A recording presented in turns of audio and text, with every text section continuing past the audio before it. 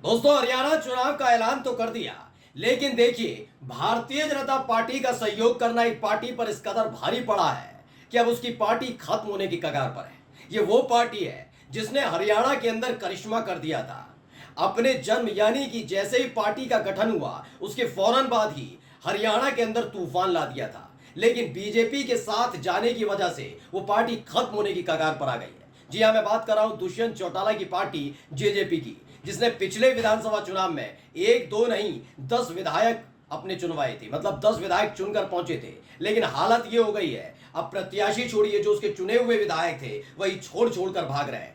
अब खुलकर दुष्यंत चौटाला का दर्द भी बाहर निकल कर आने लगा है। यही नहीं, खबर यह है कि बीजेपी और जेजेपी के साथ साथ कांग्रेस ज्यादा मजबूत हुई है। दोनों पार्टियां कमजोर तो कांग्रेस पार्टी मजबूत हो रही है। यानी कांग्रेस के लिए एक बेहद बहुत बड़ी खुशखबरी हरियाणा की सियासत से निकल कर आई है। नमस्कार, मैं हूं प्राज्वल गौतम और आप देख रहे हैं द पॉलिटिक्स मैन। हरियाणा चुनाव का ऐलान 1 अक्टूबर को वोटिंग होगी, 4 अक्टूबर को नतीजे। नायब सिंह सैनी हरियाणा के मुख्यमंत्री करते हैं ऐलान। इस बार 4 भी कांग्रेस होगी बाहर, इस तरह की बातें वो कर रहे थे। लेकिन हो रहा है उल्टा। न केवल बीजेपी बल्कि उनके सहयोगी रहे जेजेपी को तगड़ा झटका लगा। खबर आज तक की पढ़िए। हरियाणा में चुनाव से पहले जेजेपी को बड़ा झटका। 24 घंटे में 4 विधायकों ने छोड़ी पार्टी।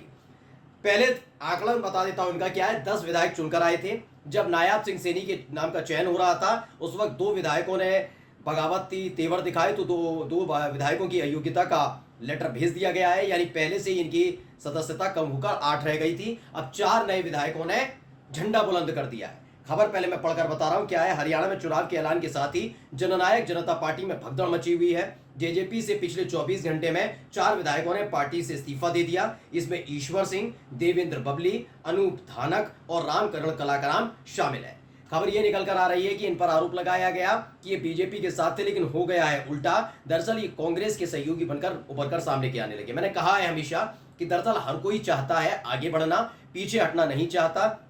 ऐसे में हर कोई देख रहा है कि हरियाणा की जो सरजमी पर हरियाणा की जो सियासत है, उसमें भारतीय जनता पार्टी धूमिल होती हुई नजर आ रही है। इस बार कांग्रेस का ऐसा आंधी ऐसी तूफान चलने वाला है कि हर कोई चाहता है कि कांग्रेस से टिकट मिले, कांग्रेस से नजदीकियां रहें। अगर किसी वजह से विधायक भी न चुन पाए तो किसी न किसी आयोग में उन्हें फिट कर दिया जाए, यानी दर्जा प्राप्त राज्य मंत्री बन जाए। यानी कुल मिलाकर खेल चल रहा है कांग्रेस के नाम पर। वहां सिर्फ फुटबॉल की स्थिति बीजेपी के अंदर हो रही है, तो वहीं जेजेपी के अंदर सोचिए 24 घंटे में 4 विधायकों ने अलविदा कह दिया। थोड़ी पहले मैं खबर पढ़कर बता रहा हूं क्या है। हरियाणा में विधानसभा चुनाव का ऐलान हो चुका है। सूबे में 1 अक्टूबर को एक ही फेज में 90 सीटों पर चुनाव होंगे और 4 अक्टूबर को नतीजे आएंगे। चुनाव के ऐलान के साथ ही जननायक जनता पार्टी में भगदड़ मची हुई है। जेजेपी से पिछले 24 घंटे में 4 विधायकों ने पार्टी से इस्तीफा दे दिया। इसमें ईश्वर सिंह, देवेंद्र बबली, अनूप धानक और रामकरण कला का नाम शामिल है। इन पर आरोप क्या लगाए गए वो दिखाऊंगा, और उसके बाद कांग्रेस कैसे मजबूत हुई है वो भी आपको दिखाता हूं।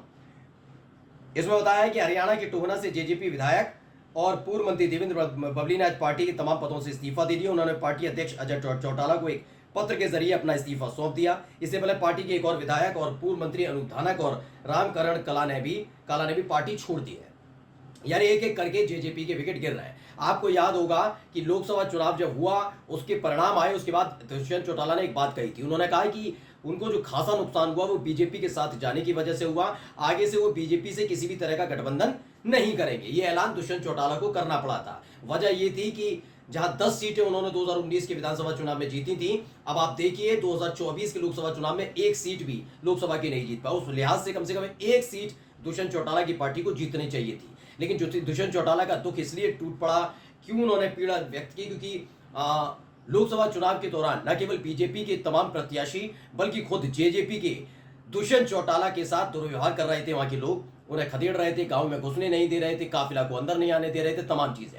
और जब रिजल्ट आया तो उनको समझ में आ गया ये बीजेपी के साथ जाने की वजह से हुआ है। कुल मिलाकर जो ये पूरा खेल भी हुआ है, ये हुआ इसलिए क्योंकि कांग्रेस पार्टी की लहर वहां पर चल रही। एक दिन पहले आपके अपने चैनल द पॉलिटिक्स मैन ने पूरा सर्वे भी दिखाया था। हमने बताया था इस बार बीजेपी मात्र 25 सीटों पर सिमट कर रह जाएगी। हमने ये भी दिखाया था कि 48 से 50 सीटें यानी प्रचंड बहुमत की सरकार कांग्रेस की बनने जा रही है। हमारा अनुमान, हमारा ओपिनियन कहता है। लेकिन जेजेपी को लेकर मैंने आपसे तब भी कहा था कि 10 से 12 सीटें जीतेगी। और आप देख लीजिएगा अभी आप सोच रहे हैं जेजेपी टूट रही है, हाँ उसका असर पड़ रहा है, क्योंकि विधायकों में इस बात का डर है कि बीजेपी के साथ जाने की वजह से जो हश्र लोकसभा चुनाव में जेजेपी का हुआ है, ऐसे में उनकी विधायकी खतरे में पड़ सकती है। अगर वो जेजेपी की टिकट पर चुनाव लड़ेंगे तो लोगों में संकेत जाएगा कि चुनाव के बाद जेजेपी गठबंधन कर सकती है फिर से बीजेपी से, और यही एक वजह है जिसके चलते विधायक छोड़ रहे हैं। लेकिन इसके अंदर एक तस्वीर निकल कर आ रही है। दुष्यंत चौटाला ने समय रहते अगर ये कसम खाई या फिर वाकई कोई सबूत पेश किया कि वो चुनाव बाद कोई भी परिणाम आता है वो किसी भी कीमत पर बीजेपी के साथ नहीं जाएंगे, तो मजबूत स्थिति होगी। और मैं फिर कह रहा हूं 10 से 12 सीटें जेजेपी जीतेगी, लिख कर ले लीजिए। लेकिन उसे पहले अपने आप को साबित करना होगा कि जैसे पिछली बार किया इस बार वो नहीं करेंगे। अब खबर देखिए कांग्रेस के लिए कैसी खुशखबरी है। चुनाव से पहले एबीपी न्यूज ने छापा, चुनाव से पहले हरियाणा में बिछी बिसात, इधर जेजेपी के साथ हुआ खेल तो कांग्रेस एमपी ने कह दी बड़ी बात। कुल मिलाकर कांग्रेस की सरकार बनने जा रही है, ये साफ है, किसी से छिपा नहीं, क्योंकि हर कोई चाहे वो बीजेपी से टूट कर जा रहा हो, चाहे वो जेजेपी से टूट कर जा रहा हो, चाहे वो इंडियन नेशनल लोकदल छोड़ रहा हो, हर कोई कहां अपना ठिकाना ढूंढ रहा है कांग्रेस पार्टी में। और ये सब ऐसे ही नहीं है कि आज मन किया छोड़ छोड़ कर भागते, नहीं। दरअसल ये सब इसलिए होता है क्योंकि जो ये नेता होते हैं, जो खासकर विधायक होते हैं, उनको स्थानीय स्थिति का पता होता है। सांसद होता है तो स्थानीय स्थिति का पता होता है कि इस बार क्या वो सीट निकाल पाएगा तो कितना संघर्ष करना पड़ेगा, ये तमाम चीजें, जनता के गुस्से का शिकार होना पड़ेगा। यही एक वजह है जिसके चलते जेजेपी के विधायकों को लगने लगा कि अब छोड़कर भागने की तैयारी। कांग्रेस को लेकर मजबूत स्थिति, चाहे वो अंबाला वाला इलाका हो, करनाल वाला हो, हिसार वाला हो, ये तमाम इलाका, फरीदाबाद से लेकर, अभी तो मैंने आपको एक बीच में खबर भी दिखाई थी, खुद बीजेपी के नेता और पूर्व मंत्री राव नरवीर सिंह ने कह दिया कि दक्षिणी जो हरियाणा है वहां सुपड़ा साफ हो जाएगा। जबकि अभी देखिए हाल ही में फरीदाबाद में कृष्णपाल गुर्जर ने अच्छी जीत दर्ज की, उसके बावजूद माना जा रहा है कि वहां पर फरीदाबाद हो, गुरुग्राम हो, ये इलाके हाथ से फिसलने जा रहे हैं। वहीं हिसार, सिरसा, ये इलाके भी, करनाल, अंबाला, ये तमाम इलाके जो है वो भी छिनने जा रहे हैं। ये पूरा का पूरा खेल निकल कर, इसमें खबर क्या है पहले पढ़कर बताता हूं मैं आपको। हरियाणा में विधानसभा चुनाव से पहले जननायक जनता पार्टी को बड़ा झटका लगा। हरियाणा में जेजेपी से बाहर होने वाले विधायकों की संख्या 6 हो गई है, यानी 10 में से 6 विधायक चले गए, 4 बचे हैं।